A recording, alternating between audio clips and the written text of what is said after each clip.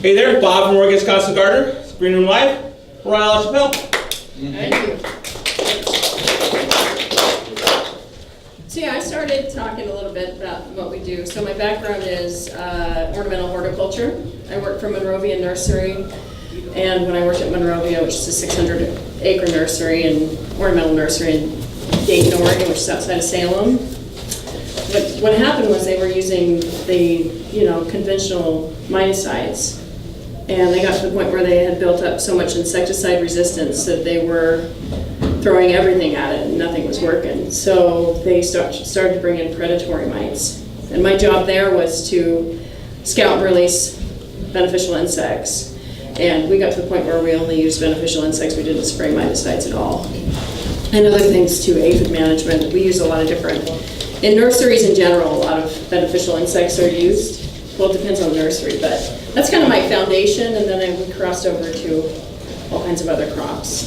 So that's where I came from, and I thought today I'd talk about sort of the top 5 biopesticides that are being used, and all of them are on the approved list in Oregon and are EPA registered. And the reason why we emphasize EPA registered products is because they had to provide efficacy data, and then there's the PPE, the personal protective equipment, and re-entries. So when you guys are applying, you know how to protect yourself. So that's why we emphasize the EPA registered. Doesn't mean that the ones that don't work well. It's just kind of where the realm that I work within. And so what is a biopesticide? It's a certain type of pesticide derived from natural materials, as animals, plants, bacteria, and certain minerals. So even canola oil and baking soda can be considered a biopesticide. For example, when you have a powdery mildew problem and you spray potassium bicarbonate on the plant, that's an example of a biopesticide because it's a naturally occurring product that you're using to take care of a problem on the plant. But it's also so safe in many cases that you really don't have to worry too much about protecting yourself, which is where I like to be when I make recommendations. I can make recommendations on the nastier stuff, but in general I don't. I leave that to other people. And this is an example. This is Metarhizium on an insect. And what it does is the Metarhizium spore lands on the insect and starts to break down and colonize their bodies. So you guys might be familiar with that product. It's Met52, which is Metarhizium anopheles. So it's gross, but it works. And it's better than a lot of the other chemistries. In nurseries, they have root weevil larvae, and the other option is to drench with chlorpyrifos, which causes birth defects. So.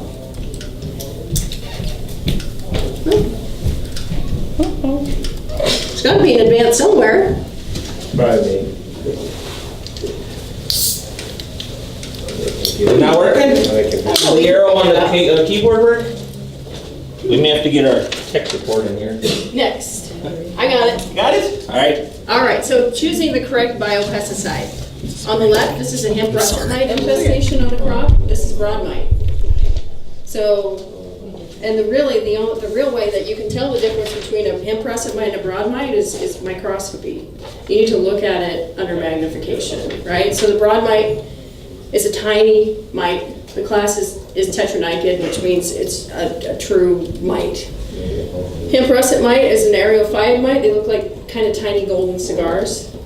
And they're real troublesome because they can decimate a crop because they get in the flowers. But when I'm working with growers, I can see a hemp russet mite infestation pretty easily because of the way that the leaf changes, curls upward. Broad mites, on the other hand, can be a little more difficult to diagnose because you can have a nutrient imbalance that can cause a leaf malformity. The leaf malformity from broad mites is because their saliva is toxic. So they put their mouth parts into the leaf and it causes it to just become malformed. So we have more trouble sort of diagnosing broad mites than hemp russet. But again, it comes down to microscopy, looking at it under and higher magnification for broad mites. And after this, if anybody needs some contact information for a good entomologist, I can give you guys that information too, because he does his diagnostics for free with you guys. Yeah, it's pretty valuable. And you can tell there's another mite called the cyclamen mite that looks a lot like a broad mite. Their eggs are different. A broad mite egg looks like a soccer ball. A cyclamen mite egg is just a perfect circle. But the kind of the biocontrol and biopesticides you use are real similar. So I thought I would focus on the 5 that are used most commonly. Botanigard ES is Bovaria bassiana, and that kind of migrates more towards when you have root aphid problems. It is a Can we drench. take pictures? Of course. Yeah, go for it. Thank you. Yeah, no problem. So, and once you have root aphid, it can be a real challenge. You need to use the Bovaria on 3-day intervals. There's beneficial insects that you can use also to help combat the root aphid. Preferol is also a myco-insecticide, same concept where a fungal spore lands on the insect and kills it. Preferol is Iceria, which is another fungal spore. And the fungal spores are considered kind of like what an active ingredient would be considered on a pesticide like this, where you look here and it says extract from knotweed. Same thing with the Botanigard or Preferol. It's the organism, which would be Bovaria or Iceria. And that just helps to kind of understand what you're applying. With the Botanigard ES, that's the only formulation that's on the approved list. And it's unfortunate because it's an emulsifiable, it's an oil. So the wettable powder is less phytotoxic for the plants, but the one that's approved for the Department of Agriculture is the Botanigard ES. And there is another formulation of Botanigard, which is Botanigard Max, which has pyrethrin in it. And if you're growing in Washington, that's the one that's approved.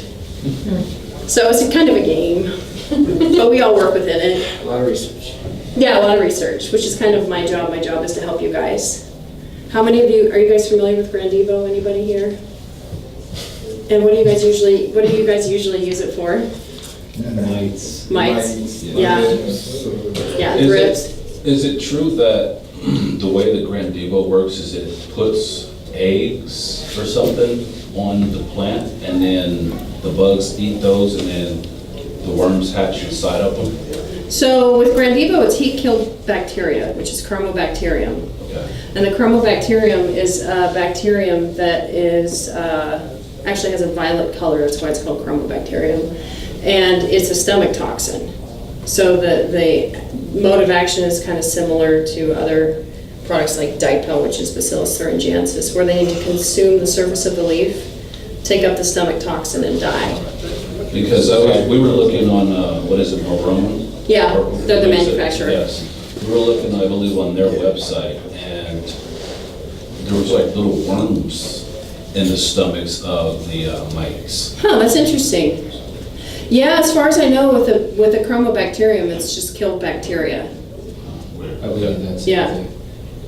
With GrandEVO being a stomach toxin, do you think that they could develop a resistant population? Oh, absolutely. Yeah. Insecticidal resistance is just like pyrethrin. Hi. Pyrethrin builds up resistance too. So the only things that don't build up resistance in ecosystems are insects that eat other insects. They can do certain behavioral traits to get away from them, but in general, with the active ingredients, you can build up resistance. So what you do when you have a program is you come up with resistance management tools, which is alternating your chemistries and then bringing in beneficial insects. How often would you alternate those products? Weekly. Weekly. So like when growers develop a spray program, they usually are looking at their active ingredient and saying, I don't like to be this intensive for sprays, but 1 week would be one chemistry, another one would be another. And then you target the strongest chemistry for when you're the most likely to have pest problems. And how many products do you think would you recommend? It depends on the pest and the population, but at least 3. That's a good way to go. 3 with different modes of action, like smothering versus stomach toxin versus something else. So. And there's some things you guys should know about GrandEVO.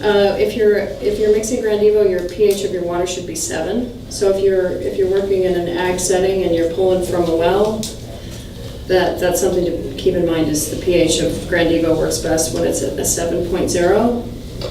What would you recommend for changing pH for something Well, like that? that's not really my strength, but generally in ag, they have some products that'll give you the ability to adjust. So you adjust up to 7, and then you add the GrandEVO at that label rate. Are there nutrients that would be sprays that are like nutritive sprays that could possibly be what you add as opposed to adding just pH up and down? Probably, yeah. Yeah. Because of salts and things. Yeah, seaweed. Yeah, and then the spreader sticker too is also very helpful with GrandEVO. It's an important thing to mention. Not every spray needs a spreader sticker. You know, like yucca. What do you like for a spreader sticker? Well, the Europe Cocoa Wet Thermex, the yucca-based ones. Okay. And I don't even think I sell them. I just recommend them for people because it's easy. So, and so that's any questions more about GrandEVO? Because I know a fair amount of people use it. Yeah, that's it right there. There's a time, did you talk about that? I walked in late, but I know that when you spray, it doesn't automatically work. It's Yeah. like weeks from what I've understood. So it takes about 7 days for the mite to consume the active ingredient and die. But then the second component of GrandEVO is their ability to reproduce. It affects their ability or fecundity. It affects their ability to reproduce. So you might need a 2-week Yeah. time of using that in your Absolutely. rotation, yeah. It's preventative. Yeah, it is a preventative. That's a great way to put it. I wouldn't count on. IPM cycle. Well, and a lot of these I wouldn't count on for real absolute great control. That's why you're integrating a series of tools and not relying on just one. So MET52, as I mentioned, is the Metarhizium anasophylla, which is the fungal spore that will land on the insect and break down its body. And it is also an emulsifiable concentrate. So it's got an oil. It's another example of one you're not going to need to add any additional spreader stickers to. And you can use it as a drench and as a foliar application. Anybody have any experience with that? It was off the market for a while. What'd you guys think so far? I'd say it's incredibly effective against root aphids. We've used it as a drench. We haven't experienced spraying it. Yeah, because you had the gamut. So in terms of how many different actives you use, and you found the MET52 worked well. Yeah. Okay. So, and then I put DiPel DF up there because this is the time of year for cutworm, which we call budworm. And it's another stomach toxin. Bacillus thuringiensis is the active ingredient. So you do a foliar application, they eat it and they die. And I always suggest a beneficial insect called trichogramma with it because trichogramma goes after the eggs. It's the world's tiniest wasp and it lays its egg inside the egg of the cutworm. So you're ending the life cycle by incorporating trichogramma. You're killing the adults with trichogramma in the How do those work outside? well. So orchards usually use So them. they won't like fly away and go somewhere else? No, Well, they will, but because you do- They'll eat the food right there, then after Yeah. that, once it's all gone, Right. they'll go to the next orchard down the street or they'll die off. Yeah, they call it inundated releases, and what they do in that case in orchards and things is they'll bring in trichogramma and they'll release it about 3 or 4 times during the time that parallels the life cycle of the budworm. Will praying mantis eat those little guys? Yeah, They will. they'll eat everything. They'll eat hummingbirds. Yeah. No kidding. So they're brutal. Yeah, we don't sell praying mantises or ladybugs. Is DiPel Kurstaki or Israelensis, and how important is that with the government? I can't speak on to whether Israelensis versus Kurostaki, but I do know that DiPel is Kurostaki. Okay. And then you have Israelensis, which is the natural that you could use for fungus gnats. So they're different strains that do different things. And it's worth mentioning as another biopesticide that natural works pretty well with other beneficial insects. It's relatively compatible. So if you have high populations of fungus gnats, you need to do something you can use natural too. But then it comes in a bucket, so it's kind of a difficult one to purchase.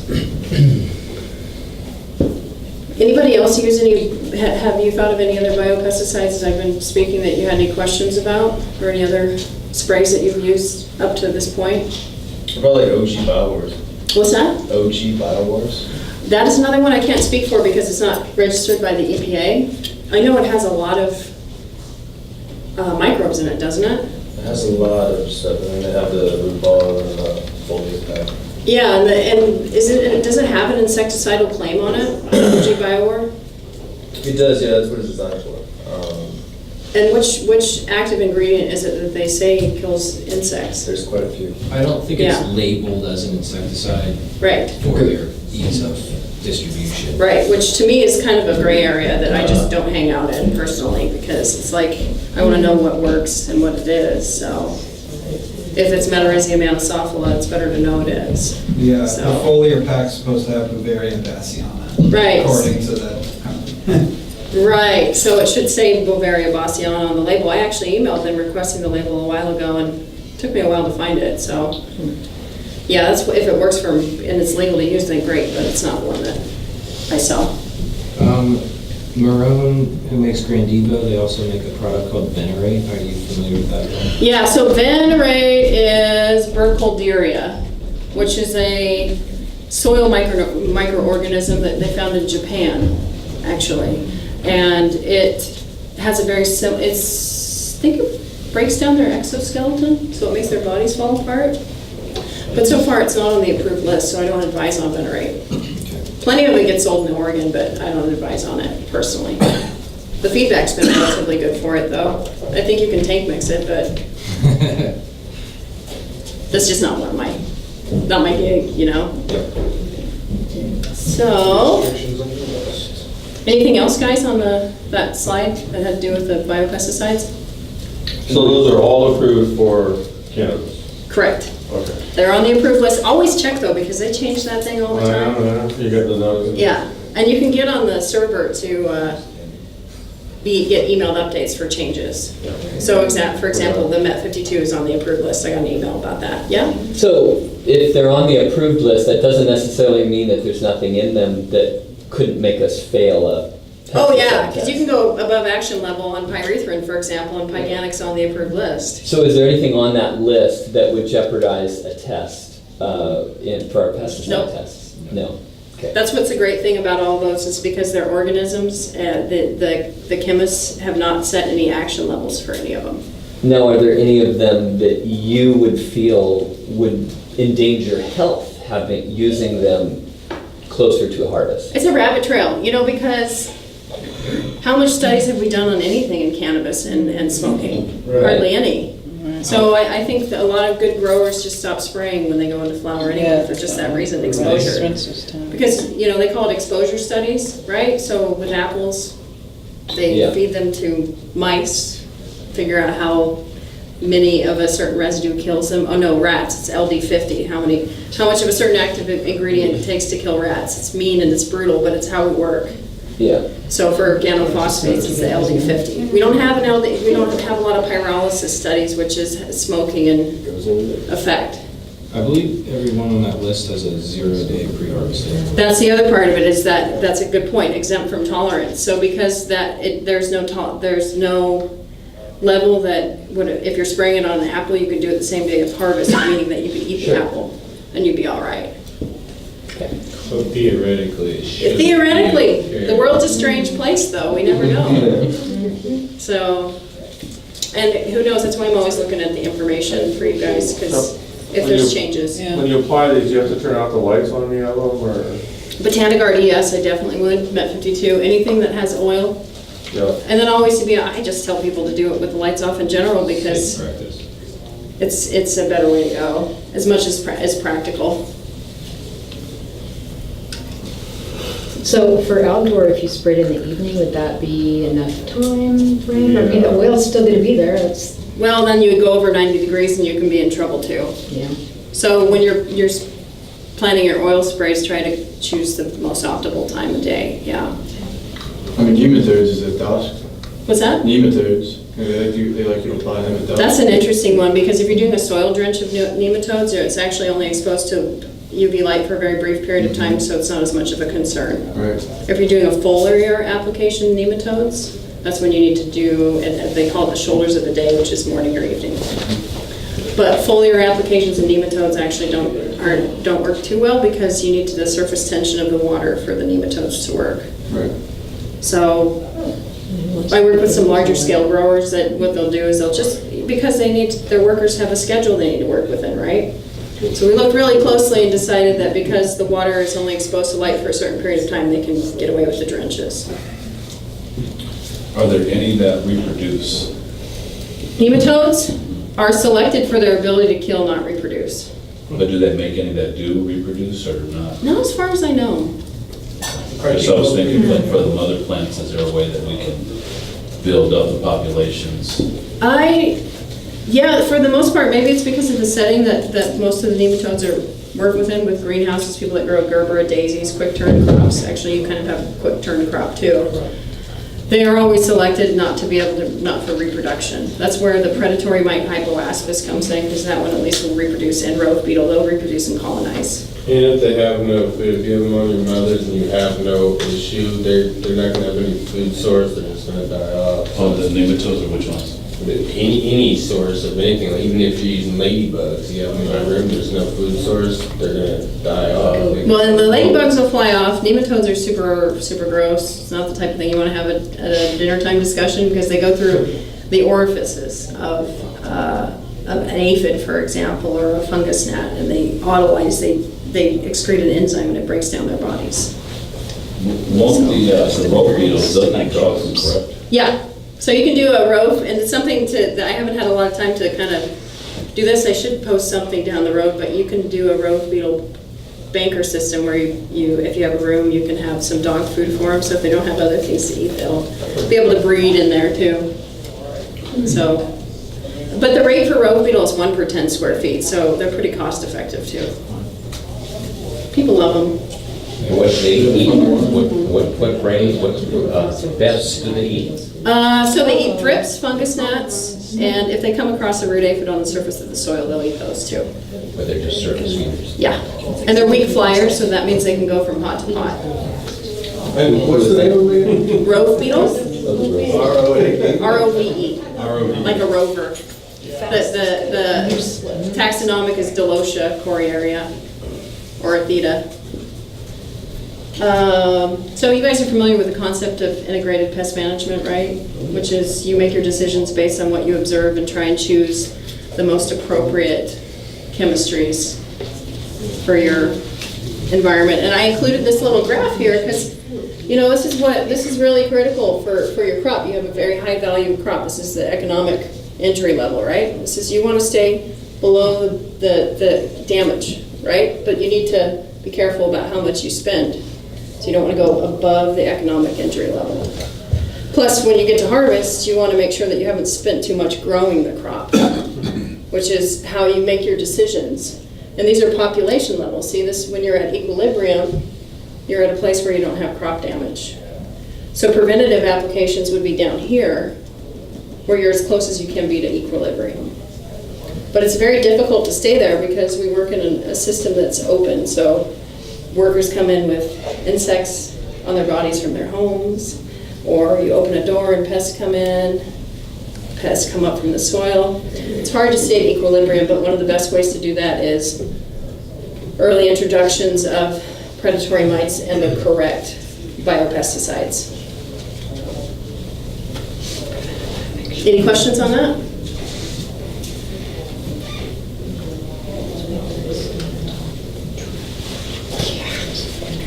So I thought we'd move on a little bit from the bio-pesticide discussion, unless you guys had anything else in terms of active ingredients or questions. For the most part, GrandEVO is more emphasized for broad mites. And there is another thing you can keep in your toolbox for hemp russet mite, would be Sulfur, which is safe. The safer brand is what's on the approved list. It's worth mentioning too, before we go on, that there are other active ingredients that I haven't talked about that What do you think of hydrogen peroxide? I like hydrogen peroxide, but if you put hydrogen peroxide in water, it becomes water. So there's a product called Xeritol, which is hydrogen dioxide and peroxyacetic acid. And it's stable in solution. So, and a lot of growers use it for disinfection too. Xeritol. Yeah. And then there's other formulations. Sanidate is used for cleaning out houses. Same active ingredients, just a higher rate. What percentage would you use? Well, the label has varying percentages of active, but with hydrogen peroxide, it doesn't matter what percent used because it's going to disassociate. Right. So, it's, like I always say, if you have a wound and you get a cut, you don't put the hydrogen peroxide in water and pour it on yourself. You put the hydrogen peroxide directly on your wound Yeah, because it's oxidizing. yeah. So that's where xylitol comes in because it can be stable for up to 24 hours in the water. And they have test strips. The manufacturer has test strips so you can actually tell whether or not that xylitol is working or not.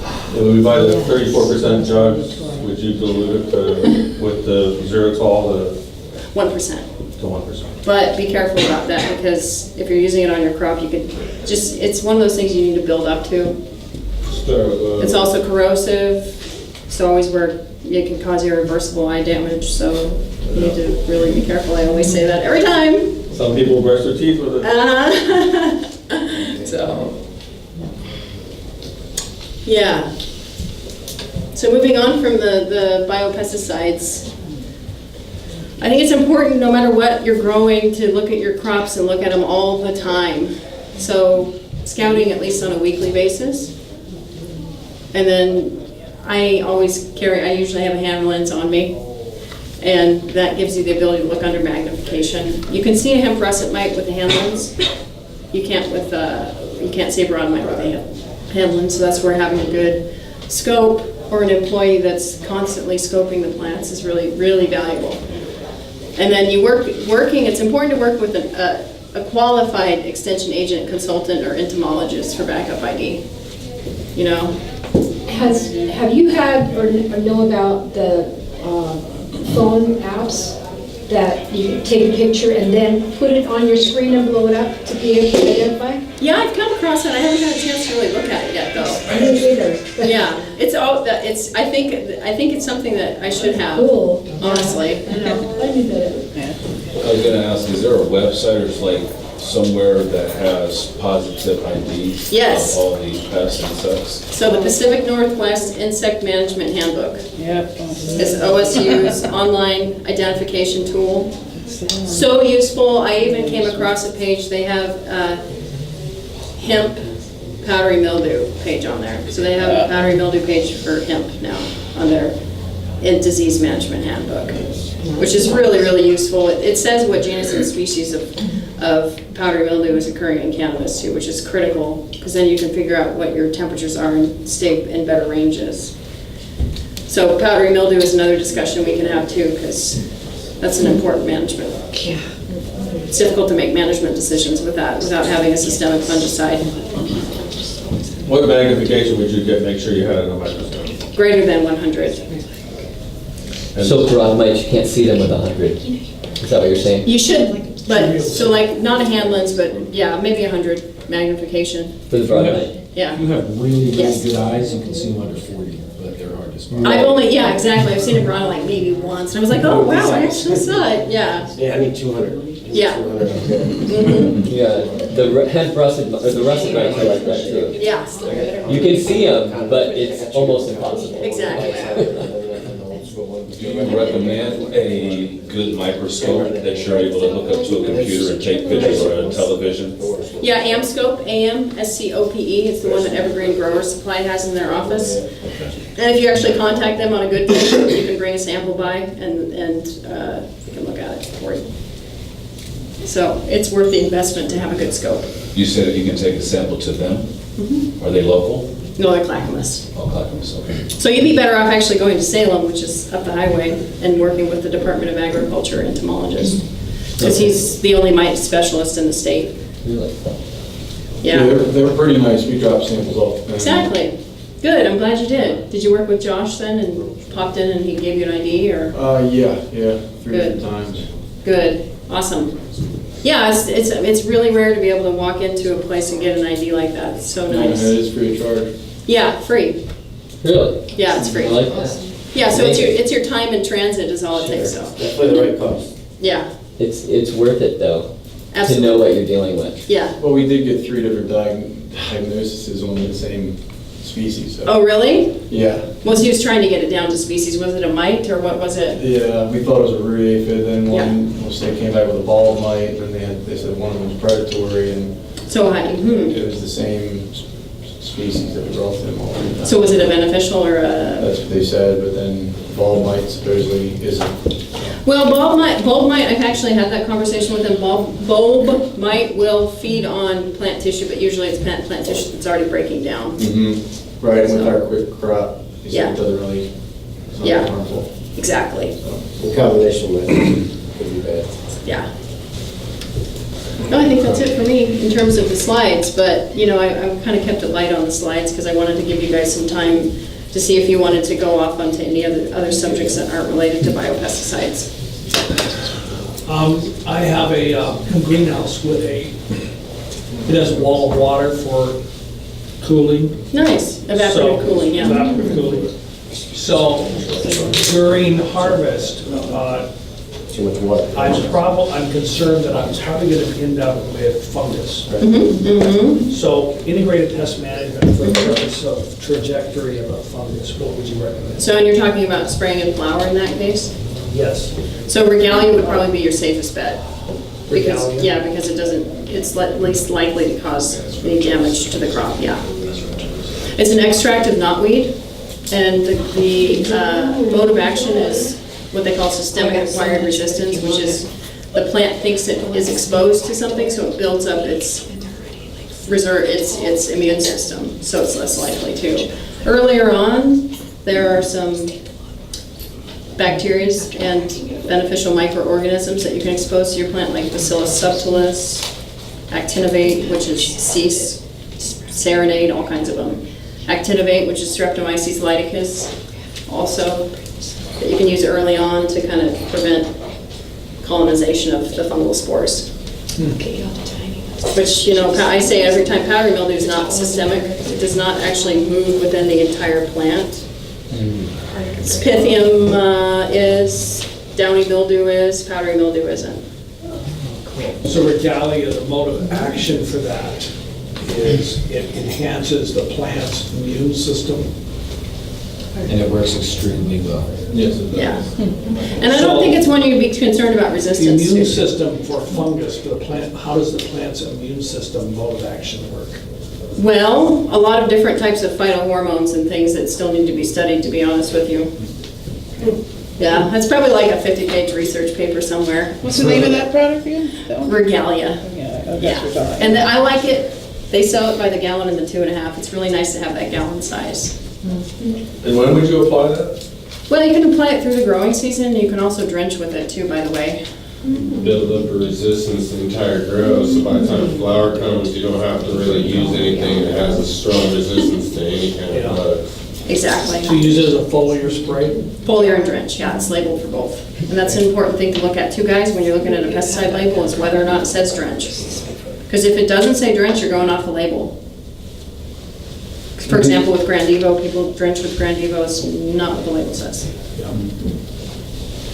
You had a question? Yeah, I'm curious about the interaction between, say, GrandEVO and Anarsoni and other beneficial mites. What should we be looking out for? Okay, so this is an interesting one. I'm really glad you brought it up because the manufacturers in general of bio-pesticides say safe on beneficial insects, right? And in many cases, what they're doing is they're taking a ladybug and they're dipping it in a solution, which is the Volkswagen bus of biocontrol. It is able to live through just about anything, right? So a predatory mite works differently than a ladybug. So their claim safe on beneficial insects is something that I'm always careful about. With GrandEVO, though, a lot of growers observe predatory mites still on the crop after sprays of GrandEVO. So I'm a little more comfortable with it. The idea is that because the predatory mite isn't eating the leaf, it's not taking in the stomach toxin. I can't speak for the residues on the insect, though. Yeah. Which would be sort of a secondary exposure, right? So it might affect their ability to reproduce. So Regalia, to enhance the immune system of the plant, how many times do you have to spray it? What's the frequency and how many times? Depends on the pest pressure.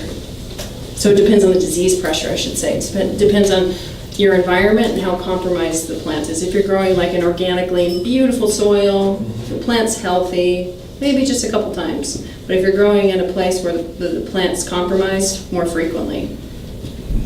kind of like a human, you don't want to live on McDonald's, and so if you're built up and more immune, then you don't need as many inputs.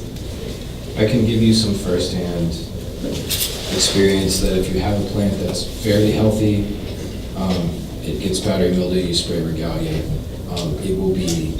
it will not express any powdery mildew for about 7 to 10 days. It's pretty good. It starts to come back, you spray it again, you get another 7 to 10 days. So if you run 7 days on a plant that has powdery mildew, you won't see any expression on the leaves. So can you use Regalia in bloom?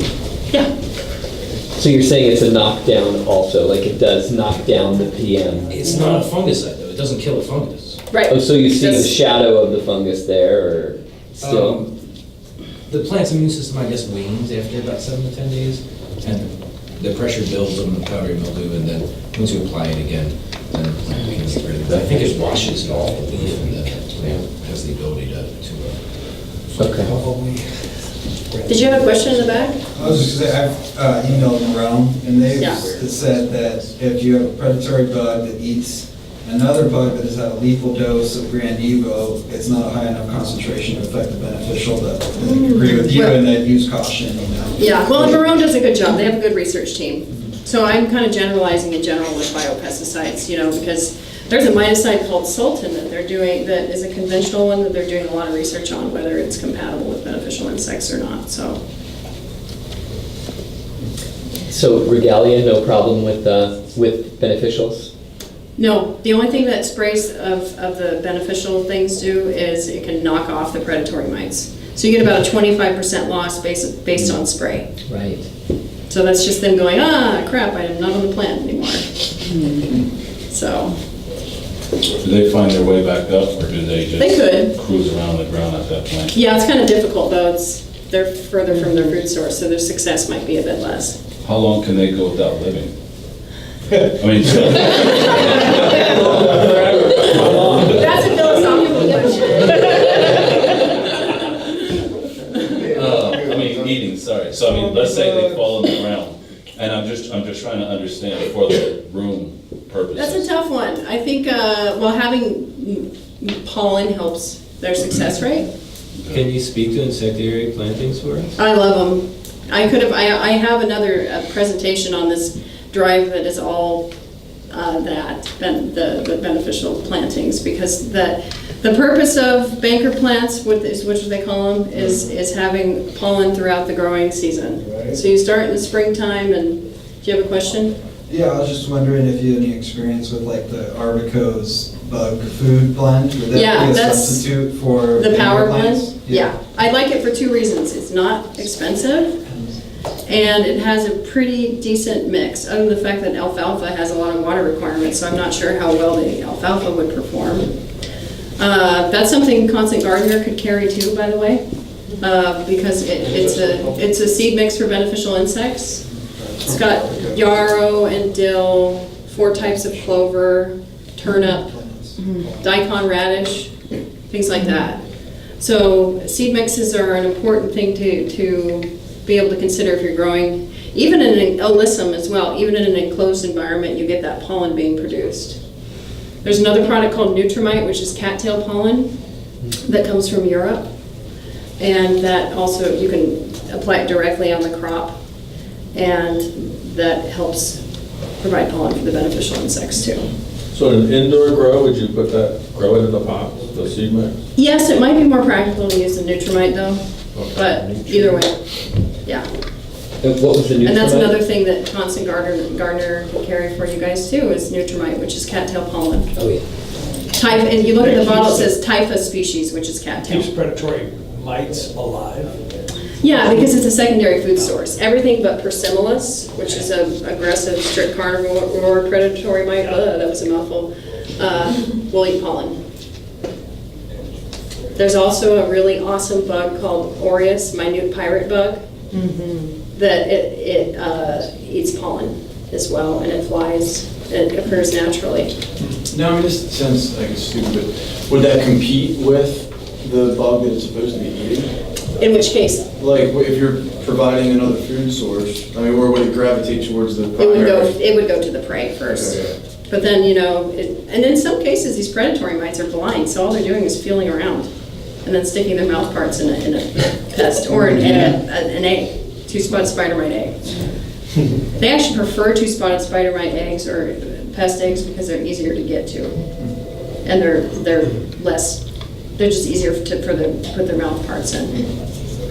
If you had thrips and fungus gnats, what would you use? Nematodes, Okay. Nemesis, Steinernema felpii, the predatory mite Hypoaspis, which I'm being nice, it's actually called Stratiolelapsimitus. Yeah. Rove beetle? Yeah, okay. Yeah. Want to get some of those. Yeah, and what you can do is when you place an order with Constant Gardener, you can tell them what your square footage is and they can kind of give you an idea. Great. We need one. A tray of 250 million nematodes can treat up to 5,000 square feet. So really cost-effective application too. You drench the nematodes? Mm-hmm. And if you guys ever want to call me about the form points in nematodes, I'm more than happy to consult with you. So where's your business card? It's in my pocket. Did you have a question? Have you had experience doing like a BT and nematode drench at the same time? Well, you can tank mix them, so sure. Yeah. So you could do is natural one that you add to water? You Yes. know, microblips, Sure. concentrate. I have a compatibility chart for nematodes. You know, the only thing that kills nematodes is nematicides. So you can mix them in your nutrient solution too. Wow. Yeah, carbamates and nematicides, which you're not going to use anyway. Wow. Yeah, so Yeah. I'd do a separate drench for that. What's that? Normally I'd do a separate drench, I didn't even think about throwing it in the food. Yeah, it's so fantastic when you're like, wait a minute, I don't need to, it's labor saving. Oh, absolutely. So you can make your Especially nematode mix, same thing with compost teas, you can add Bacillus subtilis, EPA registered Bacillus subtilis and Regalia to compost teas too. So look at compatibility with Regalia. Right, but what about electric pumps? What about pump motors? So for nematodes, yeah. you have to stay under 400 PSI, Okay. which is not that bad. Take out your filters, 400 PSI and an aperture of a 0.5 millimeter or greater. I have a good grower in Washington that uses nematodes through his hydro table and he swears by it. But there is a limitation there because it only goes around where the drip is. You have to get really good saturation. It's always fun to talk about this stuff. Do you guys have any other questions? What do you think about shrill, SRILLS? Not heard of it. What is it? I have a guy who asked me about it. It's a insecticide pest. It's supposed to be natural. I think it's all essential oil based. Oh yeah, the essential oils in general are okay by me. Okay. Because they're a contact insecticide, so you can do something like that and follow up with a predatory mite release. Okay. There's just so many of them, you know, I don't really, but there's plenty in the store, I'm sure, too. Yeah. What's a tetra, I don't know, there's a lot of them. Have you heard of oxymetry? No, what is it?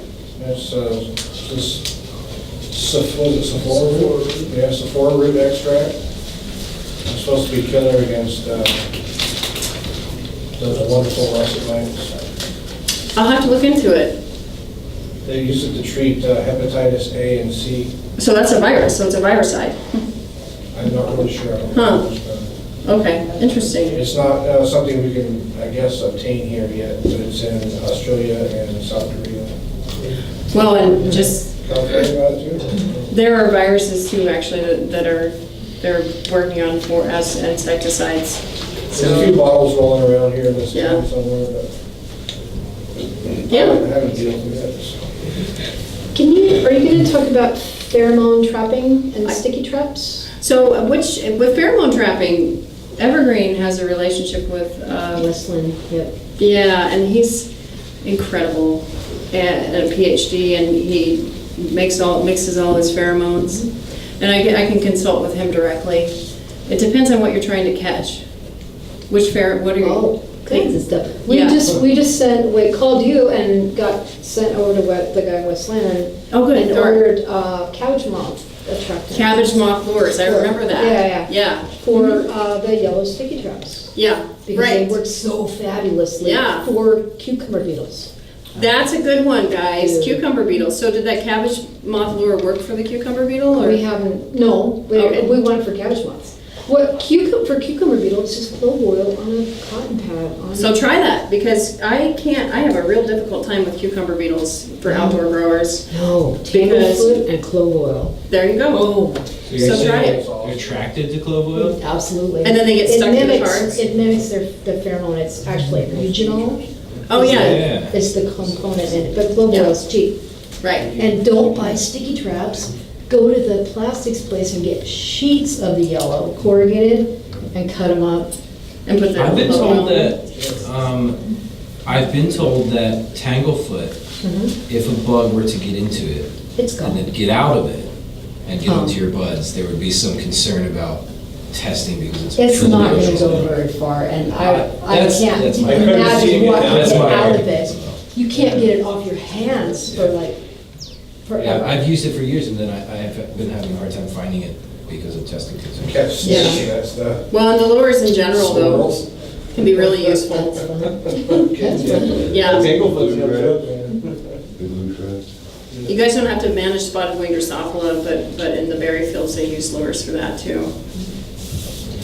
It's nice to know what's out there. Absolutely. Well, that's the thing about, when I was talking about monitoring, yellow sticky cards are really, the purpose of yellow sticky cards is monitoring, not actual physical control as much.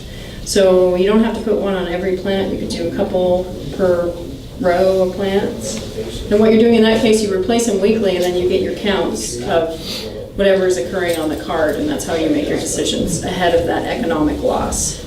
Different pests have different color preferences too, only bright yellow is thrips. everybody's favorite, but like blue and white for Yeah. thrips. Yeah.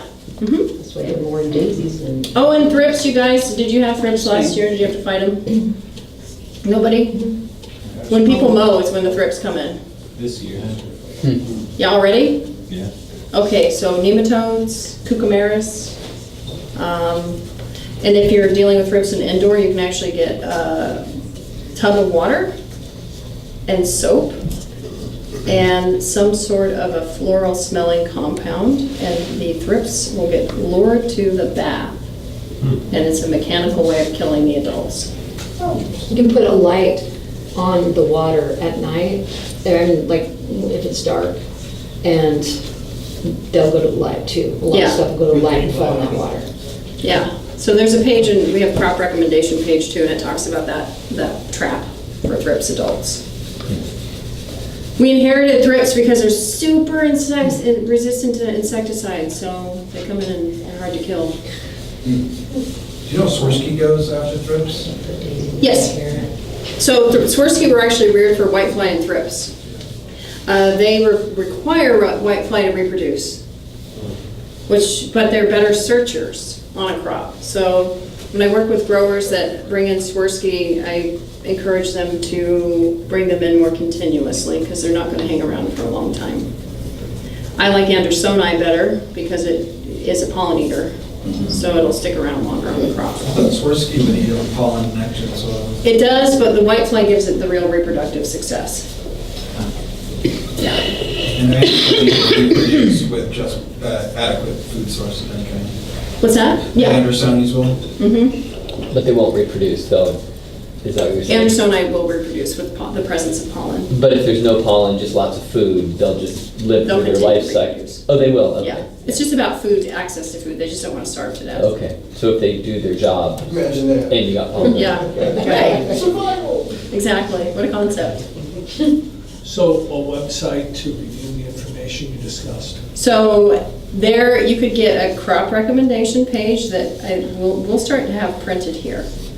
And what that'll do is that'll give you guys the ability to review those recommendations and then ask questions, and then I'll give you my email address too. But I really love the relationship I have with Constant Gardener because not a lot of shops are successfully selling beneficial insects at this time.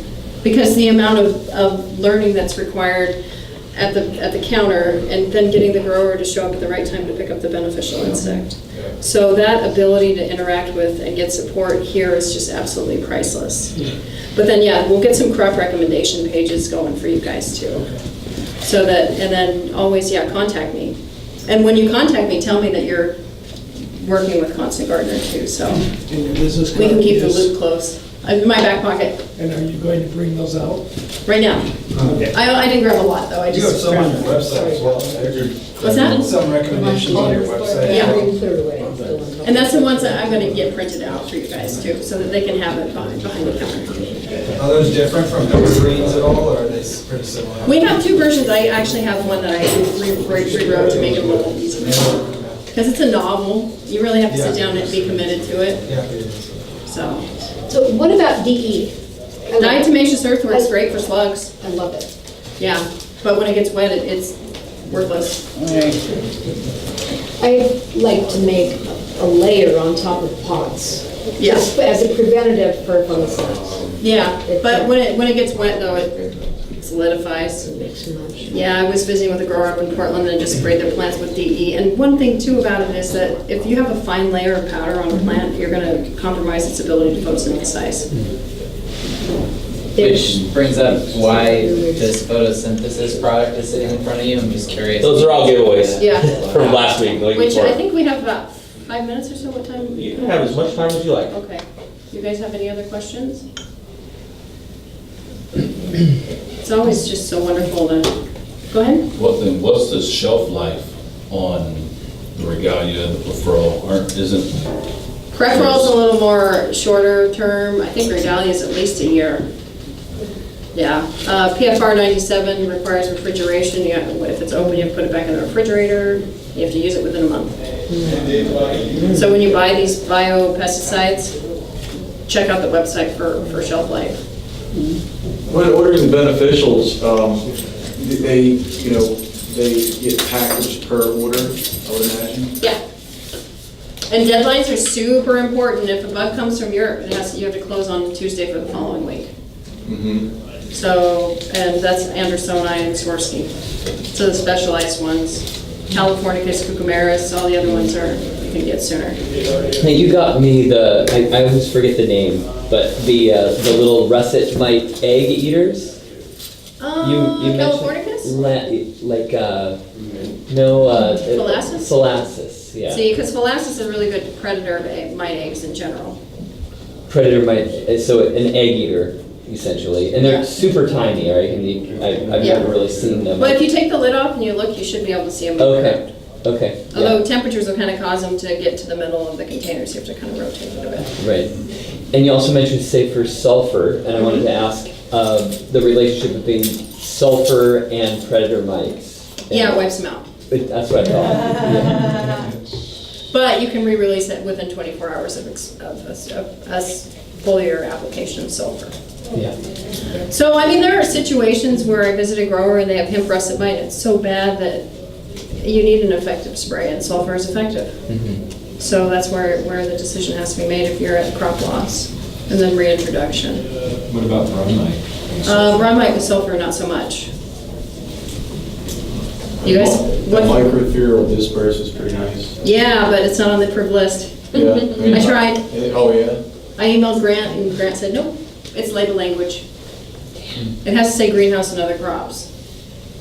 So there's a lot of approved, yeah, there's a lot of approved pesticides that aren't necessarily bad, but it doesn't have the right language on it. That's why we have Botanigard ES and not the WP, it's just label language.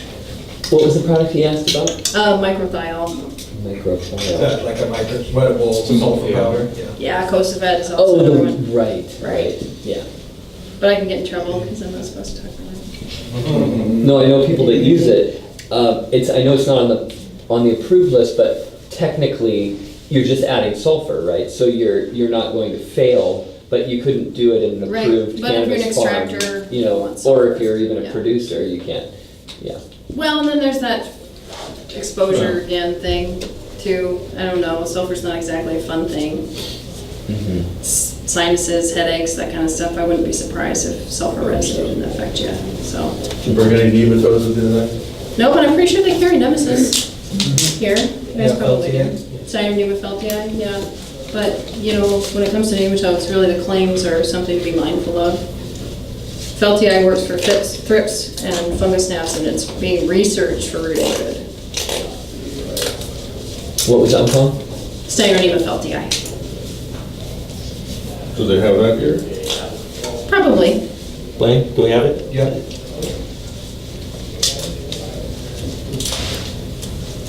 We ready for the giveaways? Thanks for your time, guys. Thank you. Thank you.